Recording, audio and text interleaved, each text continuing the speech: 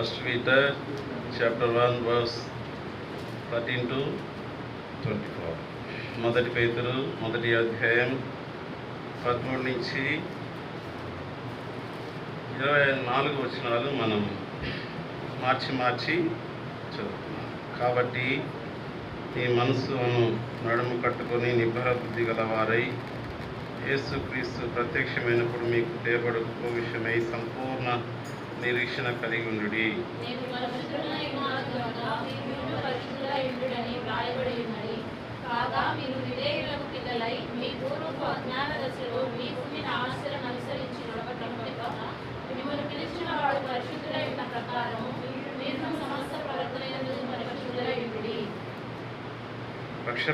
పక్షపాతం లేకుండా క్రియలను బట్టి ప్రతి వారిని తీర్పు తీర్చేవాడు తండ్రి అని మీరు ఆయనకు ప్రార్థన చేస్తున్నారు కనుక మీరు పరదేశులై ఉన్నంత కాలం భయంతో గడుపుడి.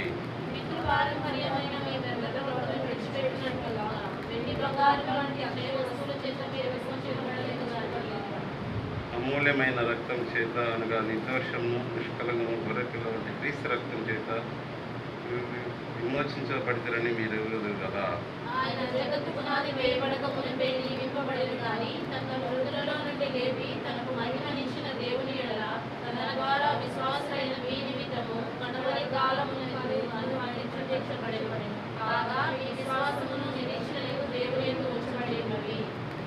మీరు క్షయబీజం నుండి శాశ్వతము జీవం గల దేవుని వాక్యం మూలంగా అక్షయబీజం నుండి పుట్టిన వారు కనుక నిష్కపటమైన సహోదర్యం కలుగునట్లు మీరు సత్యమునకు విధేయులకు చేత మీ మనసును పవిత్రపరుచుకున్న వారై ఒకరికొకరు హృదయపూర్వకంగాను నిష్కపటంగాను ప్రేమించుడి. ఎలయనగా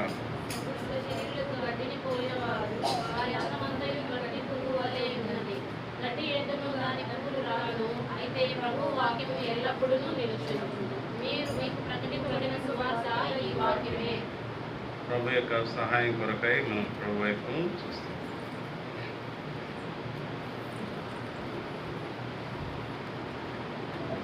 తండ్రి స్తోత్రంలో వందనములు చెల్లించుకుంటున్నాను. ఈ యొక్క ఉదయకాల సమయంలో ఇప్పటి వరకు పాటల ద్వారా నేను గణపరిచి చర్చి పూజించి కొనియాడటకు మాకు ఇచ్చిన శ్రేష్టమైన సమయం కొరకై స్తుతిస్తున్నాను.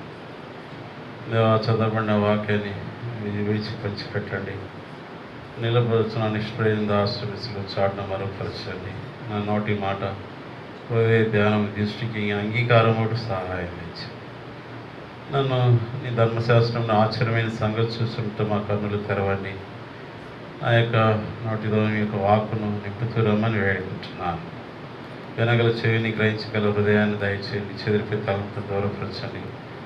నీ ప్రజలైన వారిని ఆరాధనకి పురుగులుపుతూ రమ్మని వేడుకుంటున్నాను. దేవా ఆత్మతోనూ సత్యంతోనూ ఆరాధించే విషయంలో సహాయం దయచేయండి.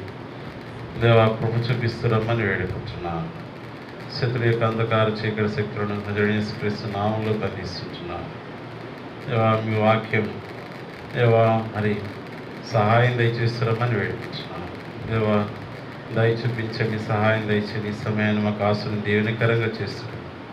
యేసుక్రీస్తు నామమును స్తుతించి ప్రార్థించి వేడుకుంటున్నాను పరమ తండ్రి. ఆమేన్.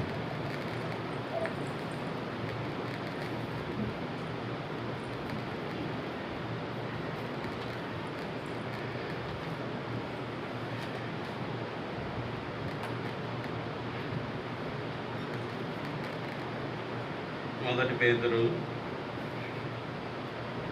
మొదటి అధ్యాయం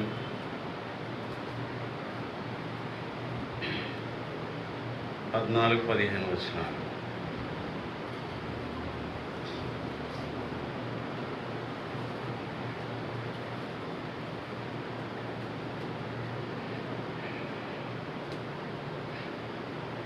తీసినవాడు చదవండి. నేను పరిశుద్ధుడై ఉన్నాను కనుక మీరును పరిశుద్ధులై ఉండుడని రాయబడింది.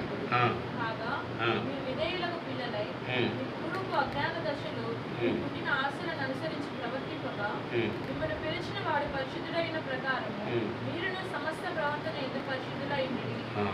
కాబట్టి మొదటిగా మనం ఇక్కడ గ్రహించవలసిన విషయం ఏంటంటే ఆయన ఎటువంటి దేవుడు? పరిశుద్ధుడు.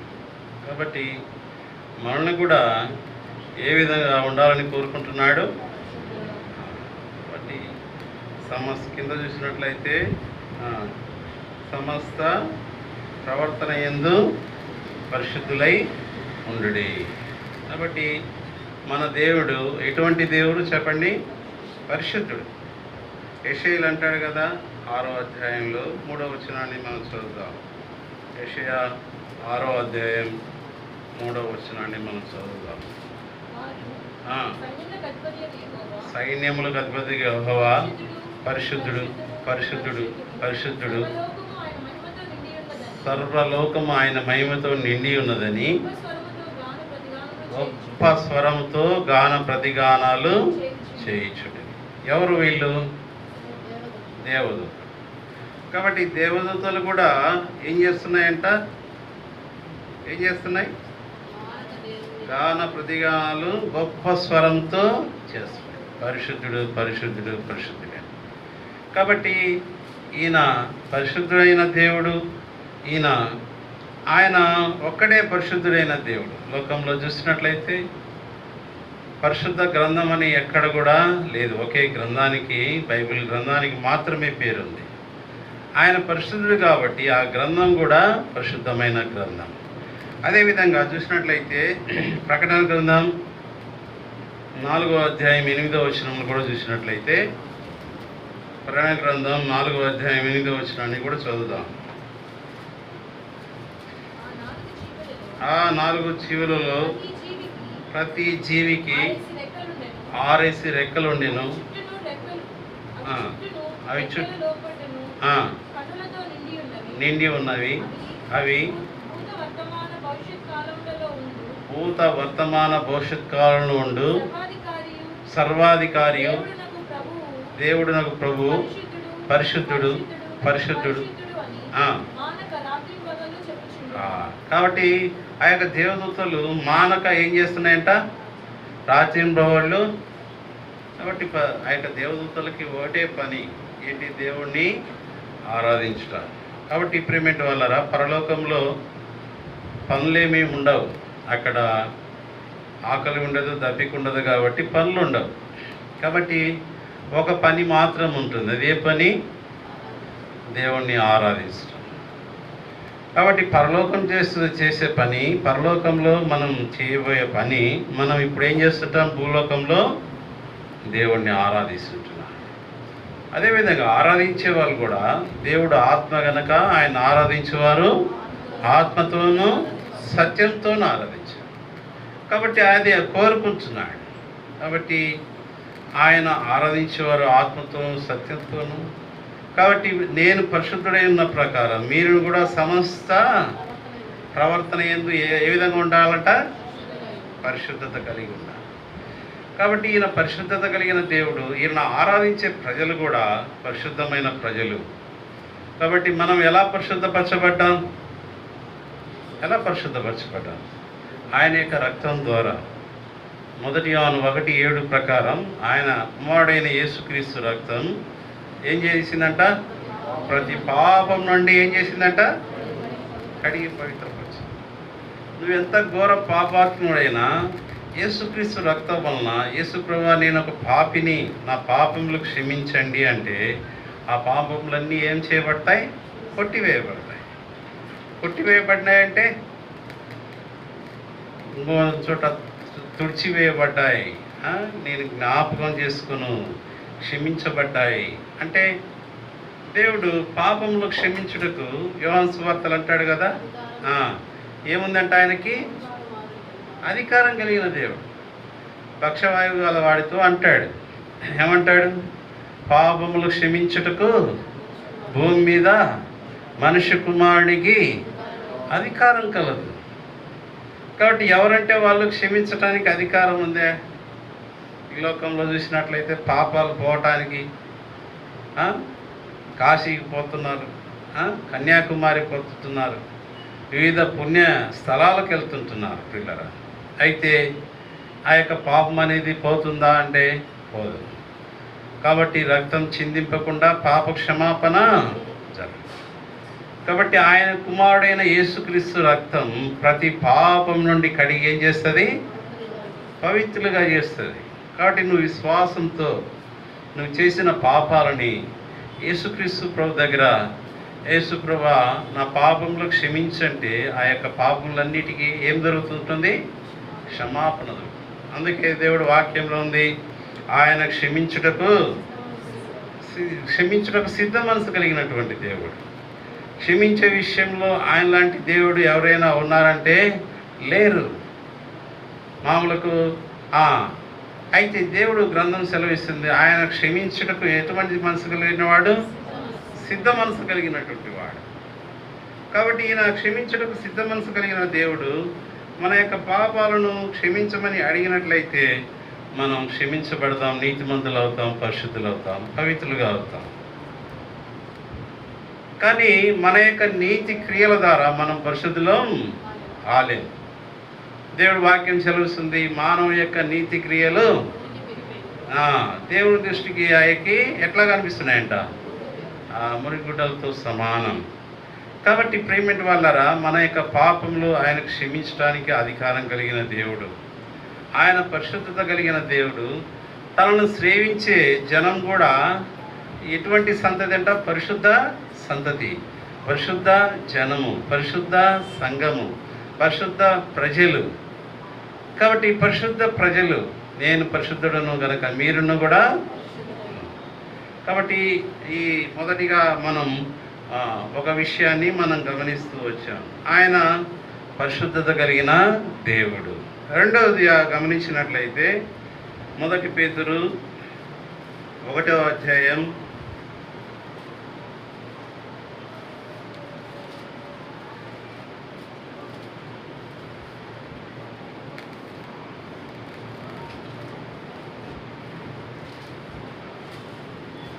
18-19 వచనాలు తీసిన వాళ్ళు చదవండి. పితృపారంపర్యమైన వ్యర్థ ప్రవర్తనను విడిచిపెట్టినట్టుగా వెండి బంగారముల వంటి క్షయ వస్తువుల చేత మీరు విమోచింపబడలేదు కానీ అమూల్యమైన రక్తం చేత, అనగా నిర్దోషమును నిష్కలంకమును గొర్రె పిల్ల వంటి క్రీస్తు రక్తం చేత మీరు విమోచించబడితేనే మీరు ఎరగరా. కాబట్టి ఈయన రెండో విషయం చూసినట్లయితే ఈయన విమోచకుడు, అంటే విమోచించేవాడు, విడుదల చేసేవాడు. ఒక ఖైదీ జైల్లో పడినట్లయితే ఆ ఖైదీకి విడుదల కలిగిందంటే ఆ ఖైదీ సంతోషపడతాడా? దుఃఖపడతాడా? సంతోషపడతాడు. ఎందుకంటే ఆ ఖైదీ తన యొక్క జీవితంలో ఆ యొక్క మనుషుల యొక్క సహవాసాన్ని కోల్పోయి ఒంటరిగా ఉంటాడు, మరి ఏకాకిగా ఉంటాడు.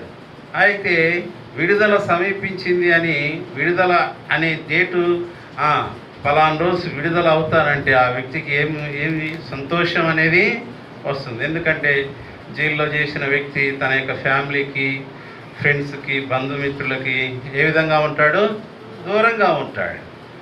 అదేవిధంగా ఈయన మనల్ని విమోచించాడు. ఏ విధంగా విమోచించాడు? వెండి బంగారం చేత విమోచించాడా? చెప్పండి. ఏదైనా డబ్బు తీసుకొని విమోచించాడా? పాపం నుండి విమోచించాడా? ఆయన తన రక్తాన్ని చేత విమోచించాడు. వెండి బంగారం వంటి వస్తువుల చేత మీరు విమోచించబడలేదు. ఏం చేత విమోచించబడ్డారు? అమూల్యమైన రక్తం. అది నిర్దోషమైన రక్తం, నిష్కలంకమైన రక్తం. కాబట్టి ఆ రక్తానికి దోషం లేనిది. కాబట్టి మానవుల యొక్క అందరి దోషాలు, యోహాన్ గారు అంటారు కదా, యోహాన్ సువార్త 1వ అధ్యాయం 29 వచనం ఏమంటాడు? ఇదో లోక పాపమును మోసుకొని దేవుని. కాబట్టి దేవుని గొర్రెపిల్ల ప్రభువైన యేసుక్రీస్తు వారి మీద లోక పాపమంతయు ఏం చేయబడింది? మోపబడింది. ఒక్క గొర్రె పిల్ల రక్తం ఆ లోక పాపాన్ని అంతా తీసివేయడానికి వచ్చింది. అందుకే ఆ తిమోతిలు అంటాడు, పాపను రక్షించుటకు యేసుక్రీస్తు లోకమునకు వచ్చిన వాక్యము నమ్మదగినదియు పూర్ణ అంగీకారమునకు యోగ్యమైనది. కాబట్టి ఎవరిని రక్షించడానికి వచ్చాడు? పాపం రక్షించడానికి. అయితే రోమ గ్రంథంలో అంటుంది, నీతిమంతుడు లేడు, ఒక్కడు లేడు. కాబట్టి లోకంలో నీతిమంతుడే ఎవరైనా ఉన్నాడా అంటే ఎవరు లేరు. అందరూ పాపం చేసి దేవుడు అనుగ్రహించిన మహిమను, కాబట్టి ఆ యొక్క మహిమను కోల్పోయారు. ఆది ఆదాము ద్వారా ఏమైంది? తనకున్న మహిమ అనేది ఏం చేయబడ్డాడు?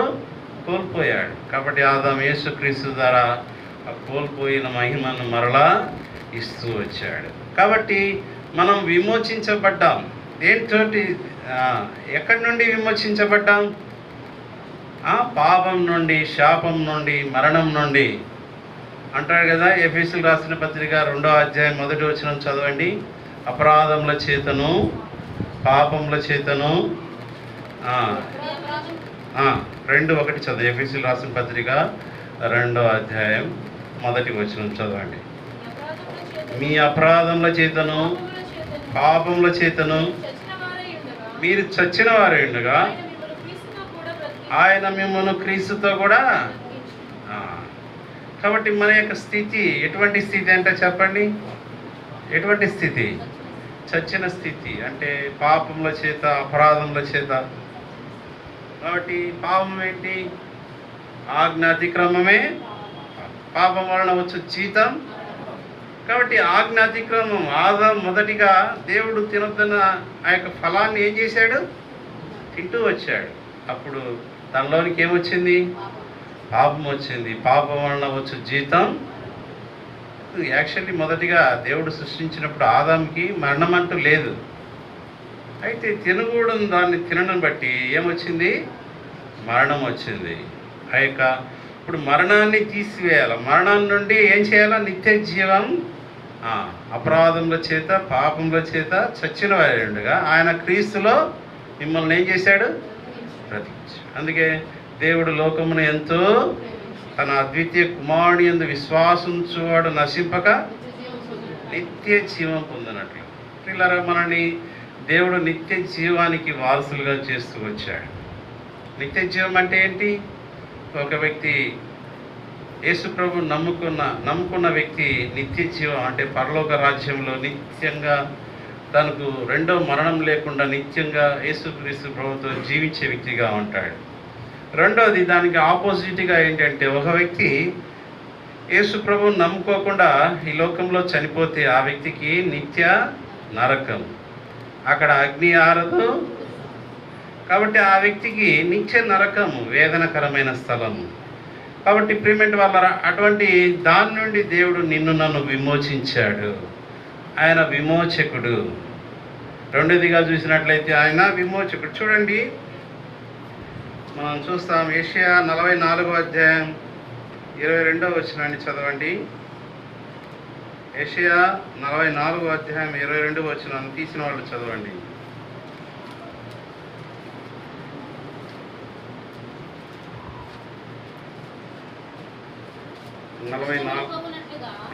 మంచు విడిపోనట్లుగా నేను మీ అతిక్రమములను,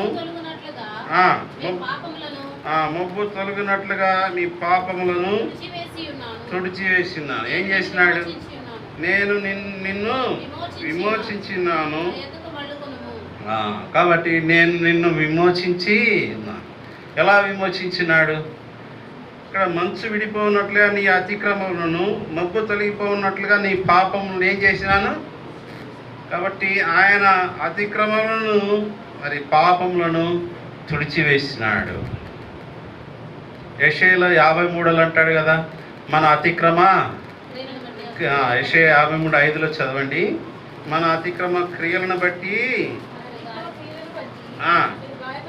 అతడు గాయపరచబడిను, మన దోషములను బట్టి నలగొట్టబడిను, మన సమార్థమైన శిక్ష అతని మీద పడిను, అతడు పొందిన దెబ్బల చేత మనకు స్వస్థత కలుగుతున్నది.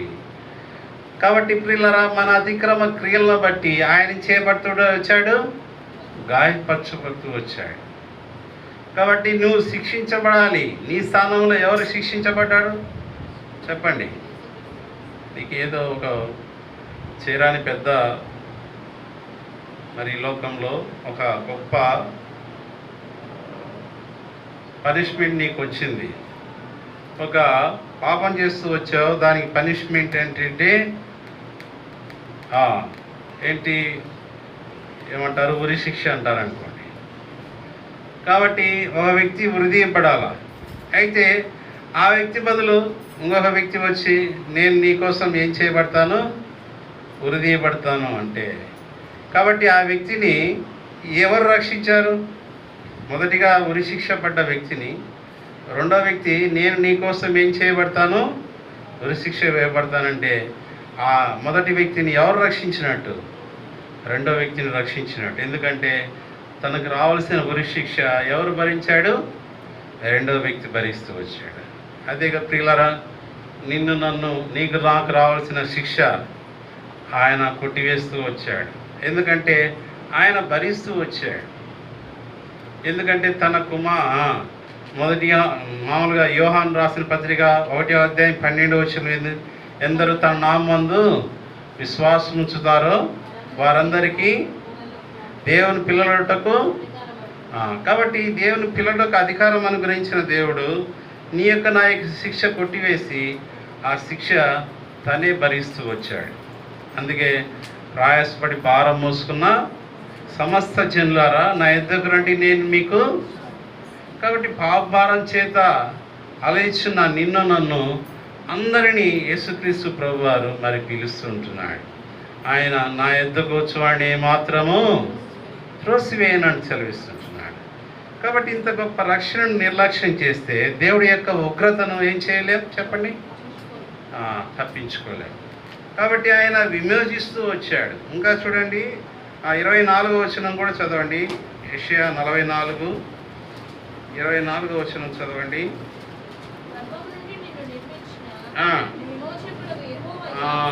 గర్భం నుండి నిన్ను నిర్మించిన నేను విమోచకుడు యెహోవా ఇలాగ సెలవిచ్చుచున్నాడు. యెహోవా నేనే, నేనొక్కడు,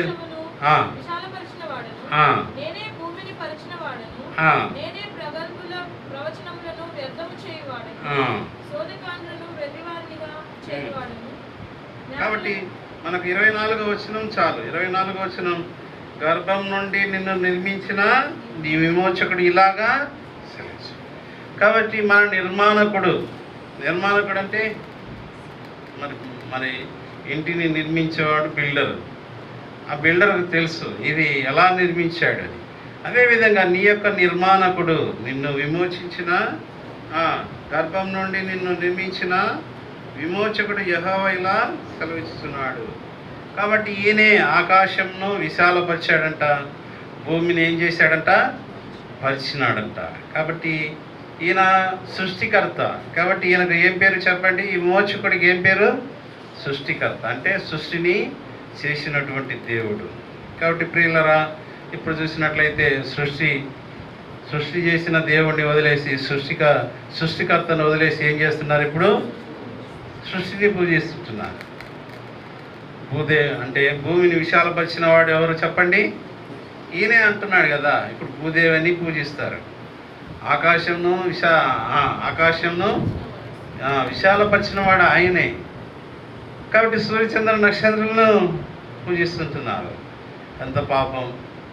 అందుకే దేవుడి యొక్క ఉగ్రత అనేది, కోపం అనేది మరి సృష్టికర్తను వదిలి సృష్టిని బోధించినప్పుడు దేవుడి యొక్క కోపం అనేది మన మీద ఉంటూ వస్తుంది. అయితే దేవుడు యేసుక్రీస్తు ప్రభువారు ఈ లోక సంబంధమైన దేవత వారి మనోనేత్రములకు గుడ్డితనం కలగజేసి ఉంటుంది. ఒకప్పుడు ప్రియులారా, మనం కూడా ఆ గుడ్డితనంలో, ఆ చీకట్లో, ఆ యొక్క అంధకారంలో, ఆ యొక్క పాపంలో బానిసత్వం కింద నేను ఉంటున్నప్పుడు ఆయన విమోచిస్తూ వచ్చాడు. కాబట్టి ఆయన విమోచకుడని ఆయనకు పేరు. ఇంకా చూడండి,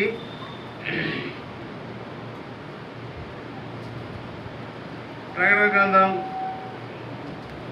1వ అధ్యాయం 6వ వచనం కూడా చదవండి.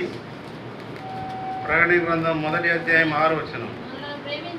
మనల్ని ప్రేమించుచు తన రక్తము వలన తన రక్తం వలన మన పాపముల నుండి మన పాపం నుండి మనల్ని విడిపించిన వానికి మనల్ని ఏం చేశాడంట? విడిపించాడు. కాబట్టి విడిపించాడు. ఒక వ్యక్తి జైల్లో పడినట్లయితే ఆమె నుండి ఏం చేస్తారు? ఇతరులు ఏం చేయాలా? విడిపిస్తారు. బెయిల్ మీద విడిపిస్తారు. అదేవిధంగా ప్రియులారా, ఈయన మనల్ని ప్రేమించి తన రక్తం వలన మన పాపం నుండి విడిపించిన వానికి మహిమయు ప్రభావములు యుగయుగములు కలుగును గాక. ఆమేన్. ఆమేన్. ఆయన మనలను ఆ. తన తండ్రి యొక్క దేవునికి తన తండ్రి యొక్క దేవునికి ఒక రాజ్యముగాను చేశాడు. ఒక రాజ్యముగాను ఏం చేసినాడంట? యాజకులుగాను చేసినాడు. కాబట్టి ప్రియులరా, దేవుడు రాజ్యానికి నిన్ను నన్ను వారసులుగా చేస్తూ వచ్చాడు. కాబట్టి ఇంకా చూడండి, యెషయా 44వ అధ్యాయం 6వ వచనం కూడా చదవండి. యెషయా 44వ అధ్యాయం 6వ వచనం. 44:6. ఇశ్రాయేలు రాజైన యెహోవా, ఇశ్రాయేలు రాజైన యెహోవా, వారి విమోచకుడైన సైన్యముల వారి విమోచకుడైన సైన్యముల అధిపతి యెహోవా ఇలాగ ఇలాగ సెలవిచ్చుచున్నాడు. మొదటివాడను, నేనే మొదటివాడును కడపటివాడును, నేను తప్ప నేను తప్ప ఏ దేవుడునూ లేడు. నేను తప్ప వేరే దేవుడిని లేడు. కాబట్టి దేవుడు వాక్యం స్పష్టంగా సెలవిస్తుంది. నేనే మొదటివాడును, ఇంకా ప్రకటన అంటాడు నేనే ఆల్ఫాయు. కాబట్టి ఆల్ఫా మనం ఏబిసిడీల్లో ఏ, ఒమేగా అంటే జెడ్, గ్రీకు పదంలో వస్తాయి. అంటే ఆయనే మొదటివాడును కడపటివాడును. కాబట్టి ప్రియులారా, ఆయన తప్ప వేరే దేవుడు లేడని సెలవిస్తుంటున్నాడు. ఇలాగ సెలవిచ్చేవాడు ఎవరైనా ఉన్నారా? లేదు. సృష్టి కలగజేసింది ఈయనే, సమస్తాన్ని కలగజేసింది ఈయనే. ఈయన ద్వారే మనం నిర్మించబడుతూ వచ్చాం. ఆదామును చేసింది ఈయనే, అవను చేసింది ఈయనే. ఆది ఆదాముల ద్వారా ఈ యొక్క జనాన్ని అంతా తీసుకొచ్చింది ఈయనే. ఈయన విమోచకుడు. ఈయనకి ఏం పేరు చెప్పండి? మొదటిగా మనం ఏం చేశాం? పరిశుద్ధి. ఈయన ఎటువంటి దేవుడు చెప్పండి? పరిశుద్ధుడు. రెండోదిగా విమోచకుడు. ఈయన మనల్ని విమోచిస్తూ వచ్చాడు. పాపం అనే ఆ యొక్క ఐగుప్తు బానిసత్వం నుండి ఏం చేశాడు? ఈయన విమోచిస్తూ వచ్చాడు. ఇశ్రాయేలు ప్రజలను దేవుడు బానిసత్వం నుండి విమోచించాడా లేదా? విమోచించాడు. వారికి పగటిలో మేఘస్తంభం, రాత్రిలో అగ్నిస్తంభంగా ఉండి వారిని విమోచించి వస్తాడు. అదేవిధంగా ఎర్ర సముద్రం 2 పాయలుగా చేసి వాళ్ళని ఏం చేశాడు? ఆ యొక్క సముద్రంలో ఏం చేశాడు? దేవుడు దారిని కలుగజేస్తూ వచ్చాడు. కాబట్టి ఈయన శక్తి కలిగిన దేవుడు, సమస్తం చేయటానికి అధికారం కలిగిన దేవుడు. అందుకే నమ్ముట నీ వలనైతే నమ్మువానికి సమస్తము. కాబట్టి ఈయన సమస్తం చేయగలడు. ఈయనకు అసాధ్యం అంటే, యెహోవాకు అసాధ్యమైనది ఏదైనా ఉన్నదా? చెప్పండి. లేదు. సమస్తం సాధ్యమే ఈ దేవుడికి. కాబట్టి రెండవదిగా ఈ దేవుడికి విమోచకుడు. ఇంకా చూడండి, యెషయా 51వ అధ్యాయం 11వ వచనాన్ని కూడా చూసినట్లయితే, యెషయా 51వ అధ్యాయం 11వ వచనం. యెహోవా విమోచించిన వారు సంగీత 51:11 వచనం చదువుతున్నారు. యెషయా 51:11 చదవండి. యెహోవా విమోచించిన వారు సంగీత నాదముతో అదే ఆ సియోనుకి ఏమి చేస్తారంట? తిరిగి వచ్చేదరు. వారి తల అనేది ఏముంటుందంట? నిత్య సంతోషం. వారు సంతోష ఆనందం గలవారవుదురు. దుఃఖము నిట్టూర్పు. ఎవరంట వీళ్ళకి? యెహోవా విమోచించబడిన వారు. వారి తలల మీద ఏముంటుందంట? నిత్య ఆనందం. విమోచించిన వారికి దుఃఖం నిట్టూర్పు ఏమైపోతుందంట? ఎగిరిపోతుందంట. కాబట్టి నిత్య ఆనందం వారికి ఉంటుంది పిల్లలు. కాబట్టి ఈ ఆనందం అనేది ప్రభు ఇచ్చే ఆనందం. ఎవరు తీసివేయటానికి ఛాన్స్ ఉందా? లేదు. దేవుడిచ్చిన సంతోషం, సమాధానం ఎవరు తీసేయడానికి ఛాన్స్ లేదు. కాబట్టి ఈయన విమోచించాడు. విమోచించిన వారి తలల మీద ఏముంటుందంట? నిత్య సంతోషం, ఆనందం ఉంటుంది. కాబట్టి ఈ విధంగా రెండు విషయాలు మనం గమనిస్తూ వచ్చాం. మూడో విషయాన్ని చూసినట్లయితే చూడండి, 1 పేతురు 1:20-21 వచనాలు. ఆయన జగత్ పునాది వేయబడక మునిపే నియమింపబడెను గాని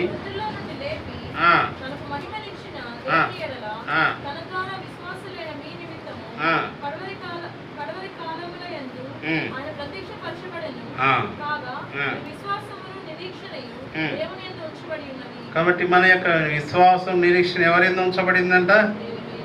కాబట్టి మూడోదిగా చూసినట్లయితే ఆయన జగత్ పునాది వేయబడక మునుపే నియమింపబడెను. కాబట్టి ప్రియమైన వాళ్ళరా, ఈ దేవుడు ఇంకా ఎఫెసీయులకు రాసిన పత్రిక చదవండి, 1వ అధ్యాయం 4-6 వచనాలు, 4 నుంచి 6 వచనాలు చదవండి. ఎఫెసీయులకు రాసిన పత్రిక, ఎట్లనగా తన ప్రియునియందు కలుగునట్లు తన చిత్త ప్రకారమైన దయా సంకల్పం చొప్పున యేసుక్రీస్తు ద్వారా మనను ముందుగా తన కోసం నిర్ణయించుకొని మనము తన ఎదుట పరిశుద్ధులము నిర్దోషులమై ఉండవలనని.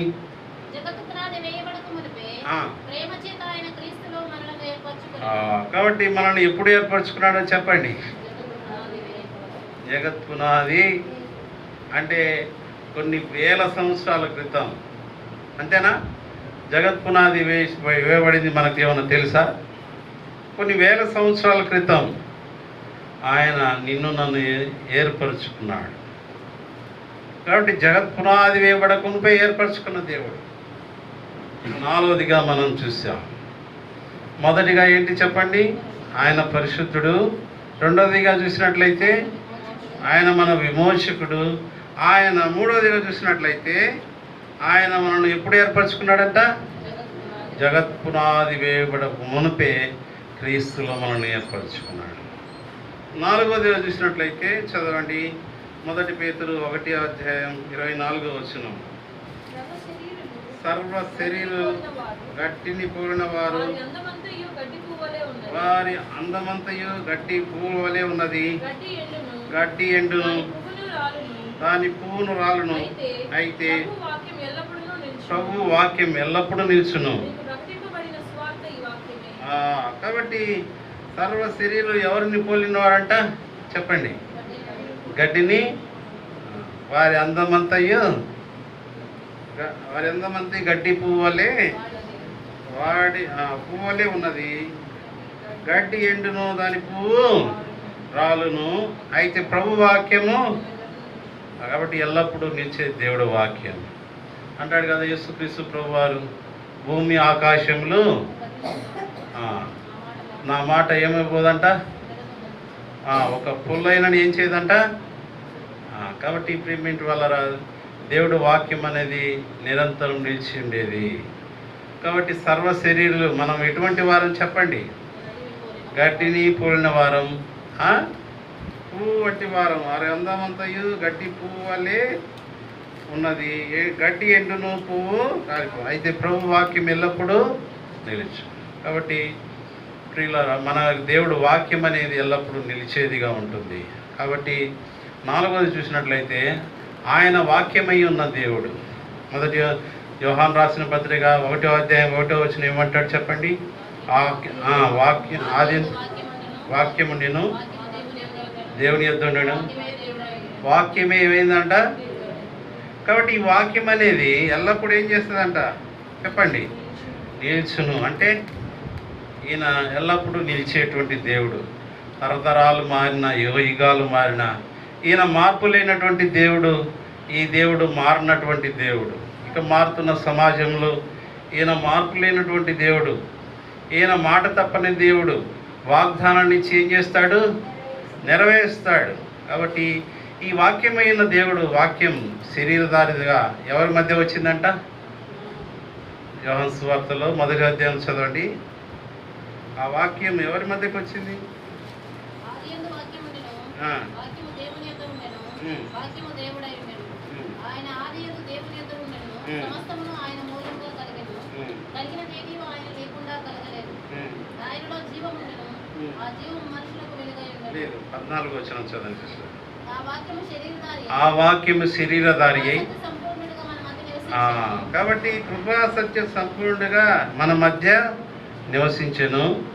తండ్రి వలన కలిగిన అద్వితీయ కుమారుని మహిమ వలె ఉమ్, మనము ఆయన మహిమను కనుగొంటిమి.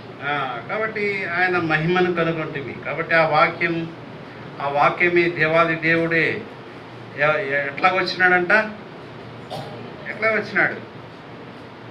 ఆ వాక్యము శరీరధారి అయి కృపా సత్య సంపూర్ణుడుగా ఎవరి మధ్య నివసించెను?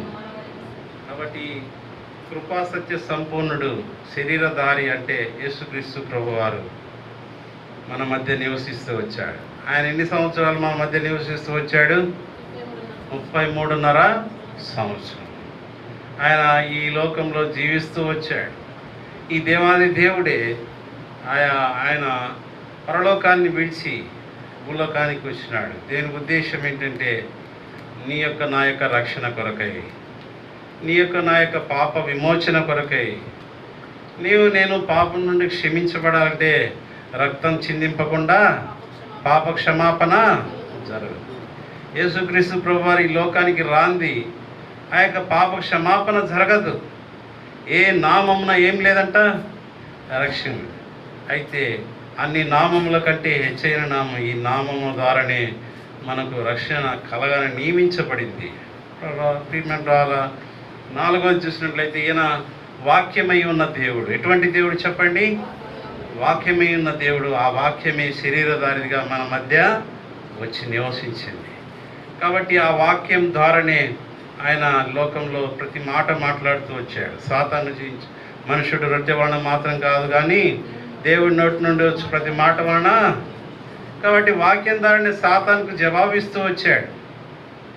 కాబట్టి ఈ వాక్యమే మనల్ని బ్రతికించేదిగా ఉంటుంది. కాబట్టి 4 విషయాలు మనం చూసుకొని మనం బలలో ఆ యొక్క ప్రభుని ఆరాధించుటకు ప్రభు మనకు సహాయం దయచేయండి. మనం ఆరాధనకు వెళ్ళే ముందరగా ఒక పాట పాడుకుందాం.